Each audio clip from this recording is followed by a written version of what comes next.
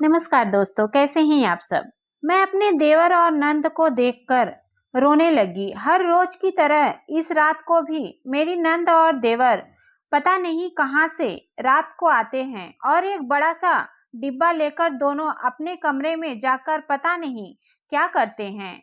मैंने लाख जानने की कोशिश की, लेकिन उन्होंने मुझे कभी नहीं बताया कि आखिर वह दोनों क्या कर रहे हैं। मैंने इस बारे में अपने पति रमेश से भी बात किया। मैंने कहा कि मेरी ननद और देवर पता नहीं क्या कमरे में करते हैं और दिन रात बस वही कमरे में घुसे रहते हैं। कभी भी किसी काम को करने में मेरी मदद भी नहीं करते हैं। दिन भर अपने में मस्त रहते हैं और मैं काम करती रहती हूँ। लेकिन उन्होंने मेरी बात सुनने से मना कर दिया और कहा, आरती जाओ, आज ऑफिस में बहुत काम है, मुझे जाने दो, फिर बाद में बात करेंगे। फिर मैंने सोचा क्या किया जाए, आखिर वह मेरी ननद और देवर हैं और मैं उसकी भाभी हूँ। अगर वह कुछ भी गलत करेंगे तो घर का ही नाम खराब होगा।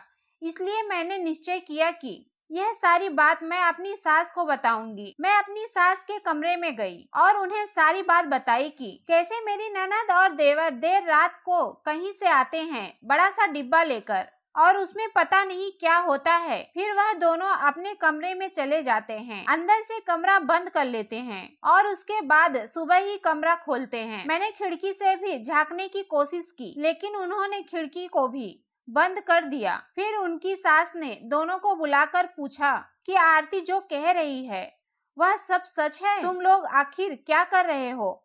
तो उन लोगों ने कहा कि भाभी झूठ बोल रही हैं, हम लोग कमरे में सोने के लिए जाते हैं और कुछ भी नहीं करते हैं। लेकिन आरती को तो अपनी ननद और देवर दोनों पर बहुत गहरा शक था। वह जानती थी कि यह लोग कुछ तो छुपा रहे हैं। एक दिन आरती ने सोचा, आज तो मैं इन सब का पता लगाकर ही रहूंगी, चाहे जो हो जाए। फिर उसने अपने देवर और नंद के कमरे में जाकर पलंग के पीछे चादर ओढ़कर छुप गई और इंतजार करने लगी कब उसका देवर आएगा। थोड़ी देर बाद उसका देवर हाथ में बॉक्स लेकर कमरे में आया और दरवाजा बंद कर लिया। उसकी ननद तख्ते पर बैठी हुई थी। उसकी नंद ने अपने भाई से कहा, क्या हुआ, सारा काम हो गया। तो उसके भाई ने कहा, हाँ सब काम हो गया।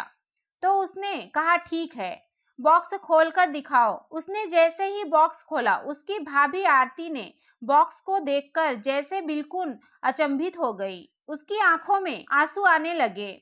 वह बहुत जोर जोर से रोने लगी। यह सुनकर उसके देवर और नंद ने भी भाभी को देख लिया। वह लोग भी परेशान हो गए कि अब क्या होगा और उन्होंने अपनी भाभी से कहा, यह बात आप घर में किसी से भी मत बताना। हम लोग बड़ी मेहनत करके यहाँ तक पहुँचे हैं। मैं अपनी बहन को आईएएस बनाना चाहता हूँ और उसके लिए पैसों की जरूरत होगी, जिसके लिए मैं यहाँ बॉक्स में किताबें भर के दुकान दुकान पर जाकर बेचता हूँ और जो भी पैसे आते हैं उससे अपनी बहन को कोचिंग करवाता हूँ और रात भर उसको पढ़ाता हूँ। अगर यह बात आपने घर वालों को बता दिया तो घर वाले उसको पढ़ने नहीं देंगे और उसकी शादी करा देंगे। भाभी यह सब सुनकर बहुत रोई, क्योंकि वह उनके बारे में बहुत गलत गलत सोच रही थी। फिर उनकी भाभी ने अपने देवर और नंद से कहा कि तुम लोगों को अब और मेहनत करने की जरूरत नहीं है। अब तुमको जितने भी पैसे की जरूरत है वह मैं तुमको दूंगी। और उनकी भाभी ने अपने जेवर सोना चांदी बेचकर अपनी ननद को पढ़ाया और एक दिन उसकी नंद आईएएस बन जाती है और कहती है कि आज जो कुछ भी मैं हूँ अपनी भाभी की वजह से हूँ। यह सब सुनकर उसकी सास और उसके पति को बहुत शर्म महसूस होती है। इसलिए दोस्तों कहा जाता है, मेहनत इतनी खामोशी से करो कि सफलता शोर मचा दे। आज उनका परिवार बहुत खुश है और सब मजे से अपनी जिंदगी जी रहे हैं। दोस्तों अपने माँ बाप का ख्याल रखना, कभी भी किसी के कहने पर या पैसों की लालच में अपने माँ बाप को मत छोड़ना। तो दोस्तों इस कहानी के बारे में आपकी क्या राय है, आपको इस कहानी से क्या सीख मिली, हमें कमेंट करके जरूर बताना। उम्मीद करती हूँ आपको ये कहानी पसंद आई होगी। कहानी पसंद आई हो तो वीडियो को लाइक शेयर जरूर करें और हाँ, नोटिफिकेशन बेल को जरूर दबाएं ताकि अगली अपडेट आपको सबसे पहले मिल सके। धन्यवाद।